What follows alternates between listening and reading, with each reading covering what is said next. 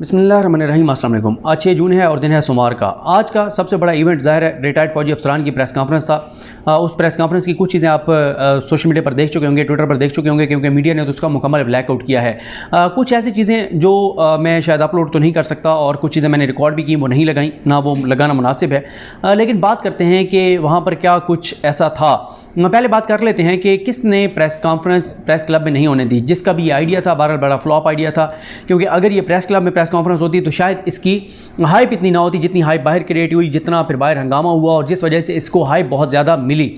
अच्छा, इस पर मसला क्या है इस मौजूदा इम्पोर्टेड हुकूमत का? ये इम्पोर्टेड हुकूमत बड़े ज़बरदस्त तरीके से, बड़ी तजर्बाकारी के साथ, क्योंकि इनके जो तजर्बात हैं उनमें से एक तजर्बा पाकिस्तान की फ़ौज के ख़िलाफ़ साजिश करना है, पाकिस्तान की फ़ौज को बदनाम करना है, पाकिस्तान की फ़ौज के ख़िलाफ़ लोगों को उकसाना है। इन्होंने आज भी बड़ी महारत के साथ, क्योंकि ये गो के अनवर रज़ा साहब, मैं उनको मैं जानता हूँ, अनवर रज़ा साहब जो प्रेस क्लब के सदर हैं, वो बड़े ज़बरदस्त सहाफ़ी हैं। उन्होंने कैटेगोरिकल ये बात कही कि उनके ऊपर किसी का दबाव नहीं है, किसी ने उनको नहीं कहा कि ये प्रेस कॉन्फ्रेंस अंदर ना होने दें। लेकिन जो अनवर रज़ा साहब ने, हमारे भाई हैं, दोस्त हैं हमारे, उन्होंने जो मौक़िफ़ अपनाया, मैं खैर उस मौक़िफ़ से इत्तफ़ाक़ नहीं करता।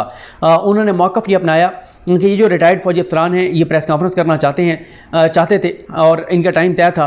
हमने इनको कहा कि आप 8-10 लोग आकर प्रेस कॉन्फ्रेंस कर लें, लेकिन इन्होंने कहा कि हम ज़्यादा लोग अंदर आएंगे और बल्कि उन्होंने कहा कि हम अंदर एहतजाज भी करेंगे।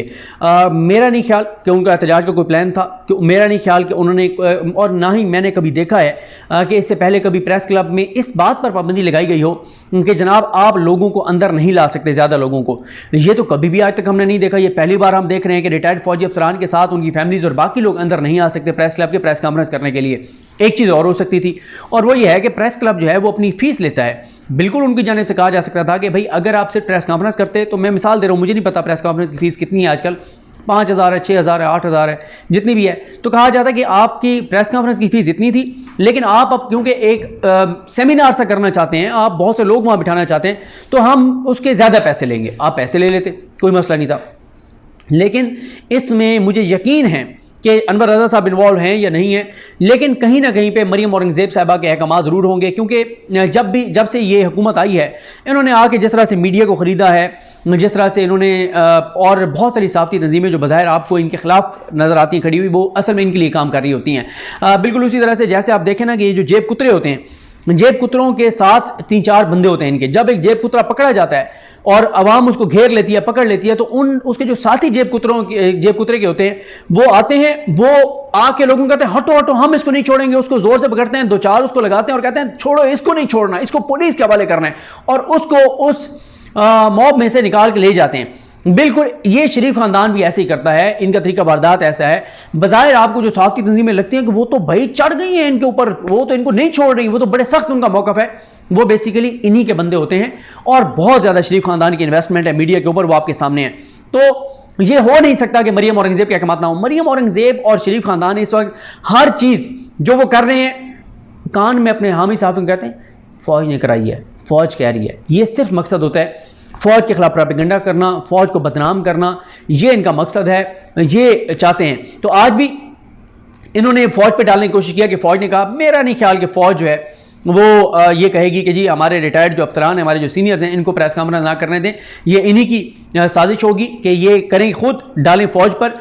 और देखें क्या पाकिस्तान में कैसी अजीब व गरीब चीज़ें हो रही हैं कि जनाब मरियम नवाज़ मुहिब वतन बन गई है, कि वो मुहिब वतन हो गई है मरियम नवाज़, और वो टीवी चैनल्स पे लाइव चल रही होती है, वो प्राइम मिनिस्टर ऑफिस में भी जाके बैठती है, वो प्राइम मिनिस्टर हाउस में भी जाके बैठती हैं, वो गवर्नर हाउस में भी जाके प्रोटोकॉल ले रही होती हैं, और जो सजायाफ्ता मुजरमा हैं, अभी जमानत पर रिहा हैं, अभी उनकी कन्विक्शन बरकरार है। और डॉन लीग्स वाले नवाज शरीफ की वो बेटी हैं, जिस नवाज शरीफ ने पाकिस्तान की फौज के खिलाफ क्या कुछ नहीं किया, जो मोदी को अपने घर बुलाते थे, जो पाकिस्तान की फौज को तकसीम करना चाहते थे, जो पाकिस्तान की फौज में बगावत कराना चाहते थे, जिन्होंने आर्मी चीफ मौजूदा जो है उनको गालियां दी, जिन्होंने जनरल फैज साहब को गालियां दी, जो पाकिस्तान से बाहर जाके फौज की शिकायतें मोदी को लगाते थे, जो बाहर जाके पाकिस्तान की फौज के खिलाफ साजिशें करते थे और टेलीफोन कॉल्स करते थे, और ये मेमो गेट वाले जो पाकिस्तान की फौज के खिलाफ मदद मांगते थे अमेरिका के साथ, आज वो तो बन गए मुहिब वतन।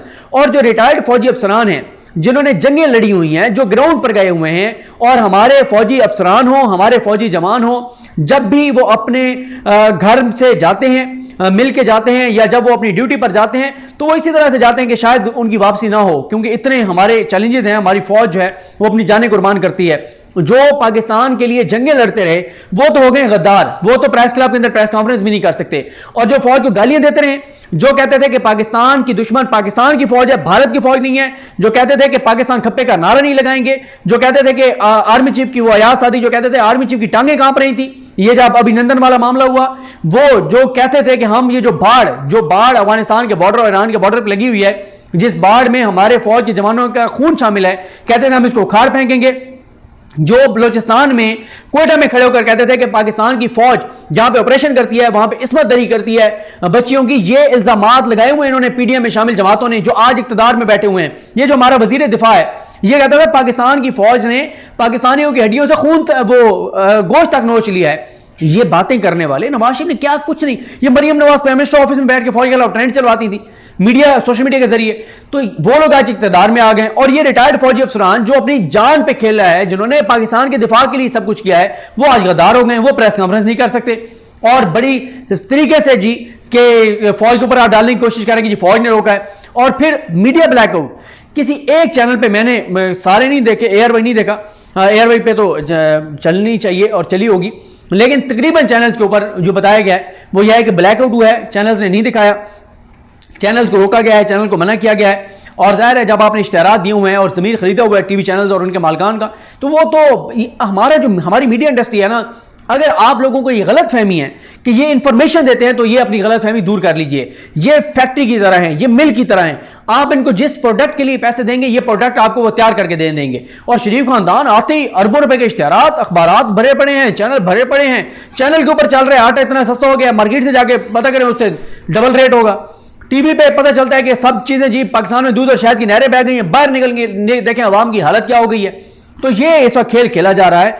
और फिर मैं जो शुरू में मैंने एक बात की थी कि मैंने क्यों नहीं कुछ चीजें लगाई, जाहिर है जो इस वक्त लोग हैं, ये पाकिस्तान की फौज के जो अफसरान हैं रिटायर्ड, वो ज़्यादा इस वक्त जो है वो डिस्टर्ब नज़र आते हैं आम पाकिस्तानियों की भी निस्बत, सिविलियंस की भी निस्बत, क्योंकि वो इस बात पर डिस्टर्ब हैं कि जो मौजूदा हुकूमत तासुर दे रही है कि जो कुछ वो कर रही है उनको फौज की हमायत हासिल है। और ये जो तासुर है, एक परसेप्शन है, क्योंकि फैक्ट्स मैटर नहीं करते, परसेप्शन ज़्यादा मैटर करती है।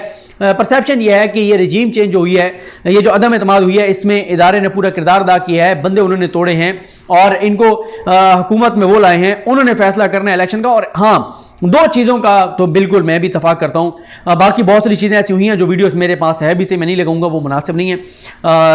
जाहिर है हमारा इदारा है और हम वो चीज़ें नहीं लगानी चाहिए जो बहुत ही ज़्यादा ऐसी हों जो कि चीज़ों को इश्तियाल की तरफ लेकर जाएँ।